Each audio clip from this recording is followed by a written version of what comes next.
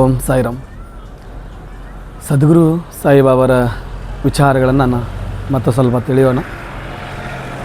ಸಾಯಿಬಾಬಾ ಅಂತಂದರೆ ಭಕ್ತರ ಕಷ್ಟ ದುಃಖ ದುಮ್ಮಾನಗಳನ್ನು ಕಳಿತಕ್ಕಂಥವನ್ನಷ್ಟೇ ಅಲ್ಲ, ಸ್ವೀಕಾರವನ್ನು ಮಾಡತಕ್ಕಂಥವ್ನು. ನಾವು ಭಾಳಷ್ಟು ಕಡೆ ಹೋಗ್ತೀವಿ, ದೇವತೆಗಳಿಗಾಗಲಿ ಗುರುಗಳಿಗಾಗಲಿ ನಮ್ಮ ತೊಂದರೆಯನ್ನು ನಿವಾರಣೆ ಮಾಡು ಭಗವಂತ, ನಮ್ಮ ತೊಂದರೆಯನ್ನು ಕಡಿಮೆ ಮಾಡು ಭಗವಂತ ಅಂತ ಕೇಳ್ತೀವಿ. ಆದರೆ ನಮ್ಮ ಸಮಸ್ಯೆಯನ್ನು ಸ್ವೀಕರಿಸು ಅಂತ ಎಲ್ಲರ ಕೇಳೋದಾದರೆ ಅದು ಸದ್ಗುರು ಸಾಯಿನಾಥರಲ್ಲಿ ಅಂತೇಳಿ. ಒಂದು ತಾಜಾ ಉದಾಹರಣೆ ಕೊಡೋದಾದರೆ, ಸಾಯಿ ಸಚ್ಚರಿತೆಯಲ್ಲಿ ನಾವು ಒಂದು ಕಥೆಯನ್ನು ನೋಡ್ತೀವಿ, ಅವರ ಪವಾಡವನ್ನು ನೋಡ್ತೀವಿ. ಒಂದು ಮಗು ಒಬ್ಬ ಕುಲುಮೆಯನ್ನು ಮಾಡ್ತಕ್ಕಂಥವ್ನು, ಅಂದರೆ ಕೊಡ್ಲಿ ಕನ್ಲಿಗಳನ್ನು ಹಣಿತಕ್ಕಂಥವನು, ಅವುಗಳನ್ನು ಹದ ಮಾಡ್ತಕ್ಕಂಥ ಒಬ್ಬ ಕುಲುಮೆ ಮಾಡ್ತಕ್ಕಂಥವನು ಮಗು ಆ ಒಂದು ಕುಲುಮೆಯ ಬೆಂಕಿಯೊಳಗಡೆ ತನ್ನ ಹಸ್ತವನ್ನು ಇಟ್ಟಿರ್ತದೆ, ಕೈ ಇಟ್ಟಿರ್ತದೆ. ಆ ಸಮಯದಲ್ಲಿ ಅಲ್ಲೇ ಸಾಯಿನಾಥರು ಇರ್ತಾರೆ. ಆ ಮಗುವಿನ ಹಸ್ತವನ್ನು ತೆಗೆದ ತಕ್ಷಣ ಮಗುವಿನ ಹಸ್ತಕ್ಕೆ ಏನಾಗಿತ್ತು ಅಂದ್ಕೊಂಡಿರ್ತಾರೆ ಅಂಥೇಳಿ ಸಾಯಿಬಾಬರು ತಮ್ಮ ಹಸ್ತವನ್ನು ಆ ಬೆಂಕಿ ಒಳಗಡೆ ಇಡ್ತಾರೆ, ಆ ಕುಲುಮೆಯ ಬೆಂಕಿಯಲ್ಲಿ ಇಡ್ತಾರೆ. ಎಲ್ಲರೂ ಕೇಳ್ತಾರೆ, ಅಲ್ಲ ಬಾಬಾ, ಮಗುವಿನ ಹಸ್ತ ಇಟ್ಟಿದೆ, ಮಗುವಿನ ಕೈಗೆ ಗಾಯ ಆಗಿದೆ, ಮಗುವಿಗೆ ಸಮಸ್ಯೆ ಆಗಿದೆ ಅಂತ ನಾವು ಭಾವಿಸ್ಕೊಂಡ್ರೆ ನೀನು ಬೆಂಕಿಯಲ್ಲಿ ಹಸ್ತ ಕೈ ಇಡ್ತಾ ಇದೆಯಾ, ಏನು ಇದಕ್ಕೆ ಕಾರಣ ಅಂದರೆ ಆ ಮಗುವಿಗೆ ಆಗಿರ್ತಕ್ಕಂತಹ ಗಾಯದ ಸುಟ್ಟಿರ್ತಕ್ಕಂಥ ಎಲ್ಲ ನೋವನ್ನು ನಾನು ಸ್ವೀಕರಿಸ್ಕೊಳ್ಬೇಕಾಗಿದೆ, ಅದಕ್ಕೆ ನಾನು ಸ್ವೀಕರಿಸ್ಕೊಳ್ತಾ ಇದ್ದೀನಿ. ಈಗ ಮಗುವಿನ ಕೈ ನೋಡ್ರಿ, ಆ ಮಗುವಿಗೆ ಏನೂ ಆಗಿಲ್ಲ ಅಂತ ಹೇಳ್ತಾರೆ. ಆ ಮಗುವಿಗೆ ಆಗಿರ್ತಕ್ಕಂಥ ಎಲ್ಲ ನೋವನ್ನು ಆ ಸದ್ಗುರು ಸಾಯಿನಾಥರು ತಾವೇ ಸ್ವೀಕರಿಸ್ಕೊಳ್ತಾರೆ. ಆ ನೋವನ್ನು ತಾವು ಅನುಭವಿಸ್ತಾರೆ. ಭಕ್ತರಿಗೆ ಮಕ್ಕಳ ರೀತಿಯೊಳಗೆ ಅವರಿಗೆ ರಕ್ಷಣೆಯನ್ನು ನೀಡ್ತಾರೆ. ಹಾಗಾಗಿ ಸಾಯಿಬಾಬಾರ ಅವರ ವಿಚಾರಧಾರೆಗಳು ಯಾರೆಲ್ಲ ಬಂದು ಕಷ್ಟಗಳು ನಮ್ಮಲ್ಲಿ ಅಕ್ಕಿಆಲೂರಿನ ಸಾಯಿನಾಥರ ಆಶ್ರಮದಲ್ಲಿ ಸಾಯಿಬಾಬಾರ ಹತ್ರ ಬಂದು ಭಕ್ತರು ಏನು ಕೇಳ್ಕೊಳ್ತಾರೆ ಅನ್ನೋದು ನಾವು ನೋಡಿದರೆ, ಭಾಳಷ್ಟು ಜನ ತಮಗಿರ್ತಕ್ಕಂಥ ಸಮಸ್ಯೆಯನ್ನು ಭಗವಂತ ಸ್ವೀಕರಿಸಪ್ಪ, ಯಾವುದೇ ಕರ್ಮ ಫಲವಾಗಿ ಅಥವಾ ಪೂರ್ವಜನ್ಮದಲ್ಲಿ ನಾವು ಮಾಡಿರ್ತಕ್ಕಂತಹ ತಪ್ಪಿನ ಫಲವಾಗಿ ನಮಗೆ ಈ ಜನ್ಮದಲ್ಲಿ ಇಂತೆಲ್ಲ ಕಷ್ಟಗಳು ಸಮಸ್ಯೆಗಳು ಬಂದಿದ್ದಾವೆ, ಇವೆಲ್ಲವನ್ನು ಪರಿಹಾರ ಮಾಡಿಕೊಳ್ಳಲಿಕ್ಕೆ ನೀನೇ ನಮಗೆ ದಾರಿದೀಪ, ನಮ್ಮ ಸಮಸ್ಯೆಗಳನ್ನು ನೀನು ಸ್ವೀಕರಿಸಿ ನಮಗೆ ದಾರಿಯನ್ನು ನೀಡು ಭಗವಂತ ಅಂಥೇಳಿ ಆ ಸದ್ಗುರುವಿನಲ್ಲಿ ಶರಣಾಗತಿಯನ್ನು ಕೊಡ್ತಾರೆ. ಅಷ್ಟೇ ಅಲ್ಲದೆ ಹಲವಾರು ಭಕ್ತರಿಗೆ ಸಂತಾನ ಫಲವನ್ನು ಅನುಗ್ರಹಿಸಿರ್ತಕ್ಕಂಥವ್ರು ಸಹಿತ ಸಾಯಿನಾಥರು. ಈ ಸದ್ಗುರು ಸಾಯಿನಾಥರ ಮಂದಿರ ಪ್ರತಿಷ್ಠಾಪನೆಯಾಗಿ 4 ವರ್ಷ ಆಗಿದೆ. ಈ 4 ವರ್ಷದಲ್ಲಿ ಸುಮಾರು 130ಕ್ಕೂ ಹೆಚ್ಚು ಭಕ್ತರಿಗೆ ಈ ಮಂದಿರಕ್ಕೆ ನಡೆಕೊಂಡು ಅವರು ಸೇವೆಯನ್ನು ಮಾಡಿರೋ ಫಲವಾಗಿಯೇ ಸಂತಾನ ಫಲಗಳಾಗಿರತಕ್ಕಂಥ ಉದಾಹರಣೆಗಳನ್ನು ಕೊಡಲಿಕ್ಕೆ ಸಾಧ್ಯ. ಅವರೆಲ್ಲ ರೀತಿಯ ಅವ್ರಿಗೆ ಯಾರ್ಯಾರಿಗೆ ಸದ್ಗುರು ಸಾಯಿನಾಥರು ಮಕ್ಕಳ ಫಲವನ್ನು ಸಂತಾನ ಫಲವನ್ನು ಕೊಟ್ಟಿದ್ದಾರಲ್ಲ, ಅವರೆಲ್ಲರ ಇತಿಹಾಸ, ಅವರೆಲ್ಲ ಊರನ್ನಾಗಲಿ ಹೆಸರನ್ನಾಗಲಿ ಅವರ ಫೋನ್ ನಂಬರ್ ಸಮೇತವಾಗಿ ಸಂಗ್ರಹಿಸ್ತಕ್ಕಂಥ ಕೆಲಸ ಆಗ್ತಾಯಿದೆ. ಯಾಕಂದರೆ ಸಾಯಿನಾಥರ ಫಲವನ್ನು ಕೊಡ್ತಾರೆ ಅಂಥೇಳಿ ನಾವು ಕೇಳಿದ್ರೆ ಅಷ್ಟೇ ಅರ್ಥ ಆಗೋದಿಲ್ಲ, ಅದನ್ನು ಅನುಭವದಲ್ಲಿ ನಾವು ಕೇಳಬೇಕಾಗ್ತದೆ, ಅವರ ಅನುಭವವನ್ನು ನಾವು ಹಂಚ್ಕೊಳ್ಬೇಕಾಗ್ತದೆ. ಹಾಗಾಗಿ ಸುಮಾರು 10 ವರ್ಷ 8 ವರ್ಷ 12 ವರ್ಷ ಆಗಿ ಮಕ್ಕಳಾಗದಿರತಕ್ಕಂಥವರಿಗೆ ಸಹಿತ ಸಾಯಿಬಾಬಾರವರಿಗೆ ಅವರ ವ್ರತವನ್ನು ಮಾಡಿ ಸದ್ಗುರು ಸಾಯಿನಾಥರ ದರ್ಶನವನ್ನು ಮಾಡಿ ಒಂದಿಷ್ಟು ವಾರಗಳಂಥೇಳಿ ಅವರು ಸರಿಯಾದ ರೀತಿಯೊಳಗೆ ಸಾಯಿಬಾಬಾರ ಸೇವೆಯನ್ನು ಮಾಡಿರ್ತಕ್ಕಂತಹ ಹಲವಾರು ಭಕ್ತರು, ನೂರಾರು ಭಕ್ತರಿಗೆ ಸಂತಾನ ಫಲವನ್ನು ಕೊಟ್ಟು ಅವರ ಉಡಿಗೆ ಮಗುವನ್ನು ಕೊಟ್ಟು ಅವರ ವಂಶವನ್ನು ಅಭಿವೃದ್ಧಿ ಮಾಡಲಿಕ್ಕೆ ಶಕ್ತಿ ನೀಡಿರ್ತಕ್ಕಂಥವ್ರು ಯಾರಂದರೆ ಸದ್ಗುರು ಸಾಯಿನಾಥರು ಅಂತಕ್ಕಂಥದ್ದು. ಹಾಗಾಗಿ ಇವತ್ತು ನಮ್ಮಲ್ಲಿ ಬಹಳಷ್ಟು ಗುರುವಾರ ದಿವಸ ಬರ್ತಕ್ಕಂಥ ಭಕ್ತರು ತಮ್ಮ ಆಶೋತ್ತರಗಳು ಹೇಳುವಾಗ ನಮಗೆ ಹೇಳ್ಕೊಳ್ತಿರ್ತಾರೆ, ಇಲ್ಲ ಬುದ್ಧಿ ಗುರುಗಳೇ, ನಾವು ಬಂದಿದ್ವಿ, ಹೀಗೆಲ್ಲ ಕೇಳ್ಕೊಂಡಿದ್ದೀವಿ, ಅವನ ನಂತರ ಅವರು ನಮಗೆ ಇಂತಹ ವರವನ್ನು ಕೊಟ್ಟಿದ್ದಾರೆ, ಇಂತಹ ಫಲವನ್ನು ಕೊಟ್ಟಿದ್ದಾರೆ ಎಲ್ಲರೂ ಹೇಳ್ತಾರೆ. ಮತ್ತು ಅವರೇ ಸಂಕಲ್ಪ ಮಾಡ್ಕೋತಾರೆ, ನಾವು ಯಾರಿಗೂ ನೀವು ಹೀಗೆ ಕೇಳ್ರಿ ಹೀಗೆ ಹೇಳ್ರಿ ಅಂತ ಹೇಳೋದಿಲ್ಲ. ಯಾಕಂದರೆ ಅಲ್ಲಿ ಸಾಯಿಬಾಬರಿದ್ದಾರೆ, ಇಲ್ಲಿ ಭಕ್ತರಿದ್ದಾರೆ, ಮಧ್ಯದಲ್ಲಿ ಯಾರೂ ಬೇಕಿಲ್ಲ, ನೀವೇ ನೇರವಾಗಿ ಭಗವಂತನ ಜೊತೆಗೆ ಮಾತನಾಡ್ರಿ ಅಂತಕ್ಕಂಥ ರೀತಿಯೊಳಗೆ ಸಾಯಿಬಾಬಾರವರು ನೂರಾರು ಜನಕ್ಕೆ ಸಂತಾನ ಫಲವನ್ನು ಕೊಟ್ಟು ಅವರ ವಂಶಾಭಿವೃದ್ಧಿಯನ್ನು ಕೊಟ್ಟಿರ್ತಕ್ಕಂಥವ್ರು ಸಹಿತ ಇದ್ದಾರೆ.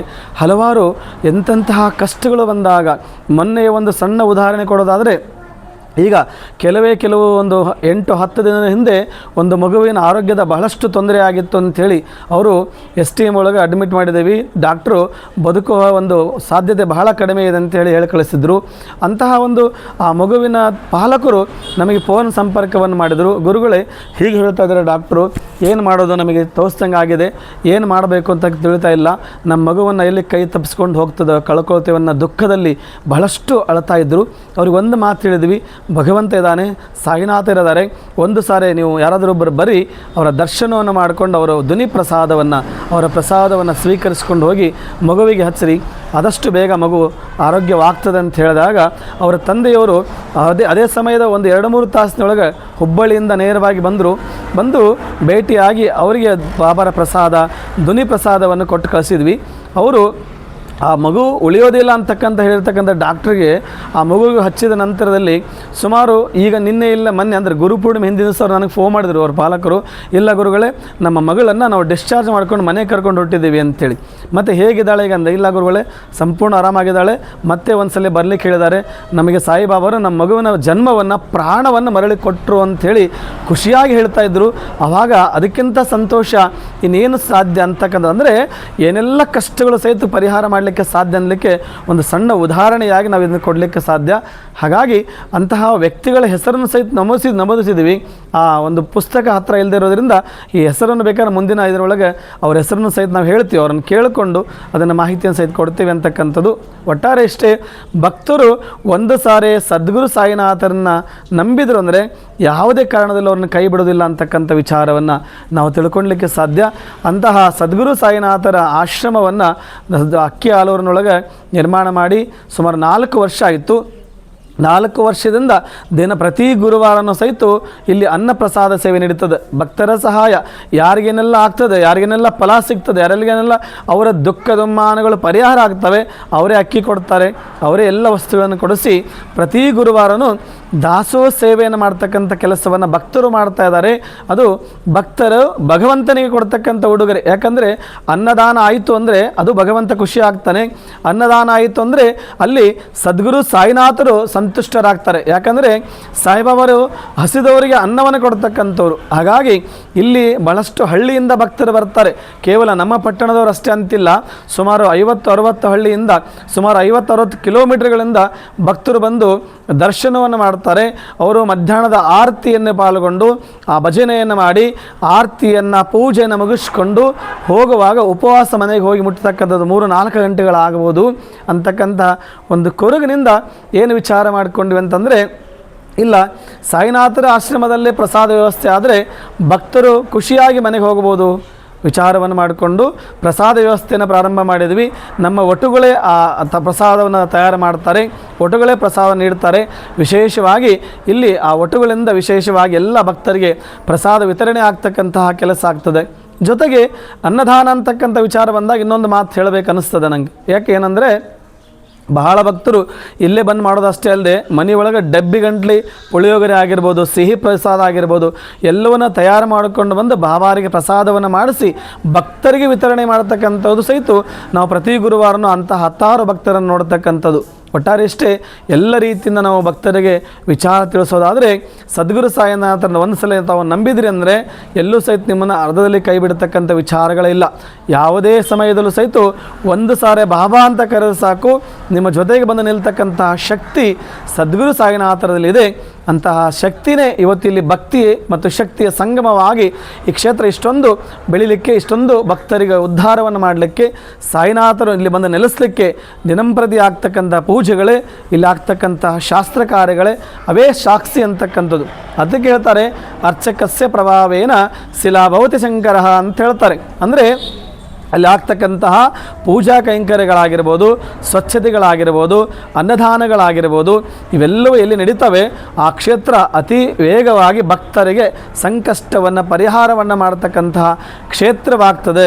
ಹಾಗಾಗಿ ಪ್ರತಿ ದಿವಸ ಬೆಳಗ್ಗೆ ಒಂದು 5:30ಇಂದನೇ ಆರತಿಗಳು ಪ್ರಾರಂಭವಾಗಿ ಅಭಿಷೇಕ ಪೂಜೆಗಳಾಗಿ ನಂತರದಲ್ಲಿ ದಿನಂಪ್ರತಿ 4 ಆರತಿಗಳು ಶಾಸ್ತ್ರೋಕ್ತವಾಗಿ ನಡೀತಕ್ಕಂತಹ ಕ್ಷೇತ್ರ ಅದು ಅಕ್ಕಿ ಆಲೂರಿನ ಸಾಯಿ ಆಶ್ರಮ ಅಂತಕ್ಕಂಥದ್ದು. ಒಟ್ಟಾರೆ ಎಲ್ಲ ಭಕ್ತರು ಒಂದು ಆ ಸಾಯಿನಾಥರ ದರ್ಶನವನ್ನು ಮಾಡಿರಿ, ನಿಮ್ಮ ಕಷ್ಟ ಕಾರ್ಪಣ್ಯಗಳು ಪರಿಹಾರವಾಗ್ತವೆ. ನಿಮಗೆ ಯಾರಿಗೆಲ್ಲ ಮಕ್ಕಳಾಗಿಲ್ಲ, ಸಂತಾನ ದೋಷಗಳಿದ್ದಾವೆ, ಸಂತಾನ ಸಮಸ್ಯೆಗಳಿದ್ದಾವೆ, ಸದ್ಗುರು ಸಾಯಿನಾಥರ ನಂಬಿ ಒಂದು ಸಾರಿ ನಂಬಿ ಅವರಿಗೆ ಅವರ ಸೇವೆಯನ್ನು ಮಾಡಿ ವ್ರತಾಚರಣೆಯನ್ನು ಮಾಡಿ ಮುಗಿಸಿ ಅಷ್ಟರೊಳಗಾಗಿ ನಿಮಗೆ ಅವರ ಫಲವನ್ನು, ಅಪೇಕ್ಷಿತ ಫಲವನ್ನು ಕೊಡ್ತಾರೆ. ನೀವು ಪರೀಕ್ಷೆ ಮಾಡಬೇಕಾದ ಅವಶ್ಯಕತೆ ಇಲ್ಲ. ನಾವು ವಸ್ತುಗಳನ್ನು ಪರೀಕ್ಷೆ ಮಾಡಬೇಕು. ಭಗವಂತನನ್ನು ಪರೀಕ್ಷೆ ಮಾಡಲಿಕ್ಕೆ ಹೋದರೆ ಅಲ್ಲಿ ಸೋಲಾಗ್ತದೆ, ಗೆಲುವಾಗೋದಿಲ್ಲ. ಯಾಕಂದರೆ ಭಗವಂತನಿಗಿಂತ ದೊಡ್ಡವರಾಗಕ್ಕೆ ಹೋದರೆ ನಾವು ಕಷ್ಟವಾಗ್ತದೆ. ಹಾಗಾಗಿ ಆ ಭಗವಂತನ ನಂಬಿಕೆ ಇಡಬೇಕು, ಶ್ರದ್ಧೆ ಇಡಬೇಕು, ನಿಷ್ಠೆ ಇಡಬೇಕು. ಯಾರು ಭಕ್ತಿಯಿಂದ ನಂಬಿ ಬರ್ತಾರೆ ಅವರನ್ನು ಕೈ ಹಿಡಿತಕ್ಕಂಥ ಕೆಲಸವನ್ನು ಸಾಯಿನಾಥರು ಯಾವಾಗಲೂ ಮಾಡ್ತಾರೆ, ಯಾವಾಗಲೂ ನಿಮ್ಮ ಜೊತೆಗಿರ್ತಾರೆ ಅಂತಕ್ಕಂಥ ವಿಚಾರವನ್ನು ತಿಳಿಸ್ತಾ ಇದ್ದೀವಿ.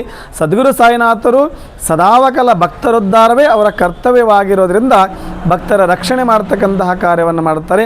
ಈಗ ನಾವು ಭಾಳಷ್ಟು ನಗರಗಳಲ್ಲಿ, ಭಾಳಷ್ಟು ಗ್ರಾಮಗಳಲ್ಲಿ ಸಾಯಿಬಾಬಾರ ಮಂದಿರಗಳನ್ನು ನೋಡ್ತಾ ಇದ್ದೀವಿ, ಸಾಯಿನಾಥರ ಆಶ್ರಮಗಳನ್ನು ನೋಡ್ತಾ ಇದ್ದೀವಿ. ಯಾಕೆಂದರೆ ಅವರು ಎಲ್ಲಿ ನಾವು ಕರಿತೀವಿ ಅಲ್ಲಿ ಬಂದು ನೆಲೆಸ್ತಾರೆ.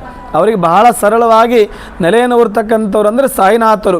ಹಾಗಾಗಿ ಕಲಿಯುಗದ ಕಾಮಧೇನು ಅಂತೇಳಿ ಕರಿತೀವಿ. ಏನನ್ನು ಕೇಳ್ತೀವಿ ಅದನ್ನು ಕೊಡ್ತಕ್ಕಂಥವ್ರು, ಅತಿ ಶೀಘ್ರವಾಗಿ ಅನುಗ್ರಹ ನೀಡ್ತಕ್ಕಂಥವ್ರು, ಶೀಘ್ರವಾಗಿ ಭಕ್ತರಿಗೆ ದರ್ಶನ ಕೊಡ್ತಕ್ಕಂಥವ್ರು.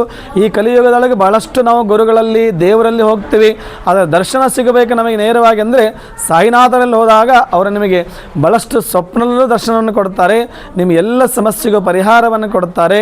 ನಿಮ್ಮ ಜೊತೆಗೆ ನಿಮಗೆ ಬಂಧುಗಳನ್ನು, ಬಂಧು ಬಾಂಧವರನ್ನು ಎಲ್ಲರನ್ನು ಸಹಿತ ಸಾಯಿನಾಥರ ದರ್ಶನವನ್ನು ಮಾಡಿಸ್ಕೊರಿ, ಅದು ಸಹ ನಿಮಗೆ ಪುಣ್ಯದ ಫಲವಾಗಿ ಸಿಗ್ತದೆ ಅಂತಕ್ಕಂಥ ವಿಚಾರವನ್ನು ತಿಳಿಸ್ತಾ ಇದ್ದೀವಿ. ಒಟ್ಟಾರೆ ಸಾಯಿನಾಥರಂದರೆ ಕಲಿಯುಗದಲ್ಲಿ ಕಾಮಧೇನುಗಳಾಗಿದ್ದಾರೆ.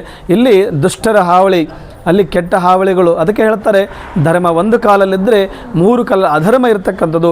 ಈ ಅಧರ್ಮವನ್ನು ಮೆಟ್ಟಿ ನಿಂತು ಧರ್ಮವನ್ನು ಉಳಿಸ್ಲಿಕ್ಕೋಸ್ಕರವಾಗಿ ಅವತಾರವನ್ನು ಎತ್ತಿ ಬಂದಿರತಕ್ಕಂಥವರೇ ಸದ್ಗುರು ಸಾಯಿನಾಥರು ಅಂತಕ್ಕಂಥ ವಿಚಾರವನ್ನು ತಿಳಿಸ್ತಾ ಇದ್ದೀವಿ. ತಮ್ಮೆಲ್ಲರಿಗೂ ಒಳ್ಳೆಯದಾಗಲಿ. ಓಂ ಸಾಯಿರಾಮ್.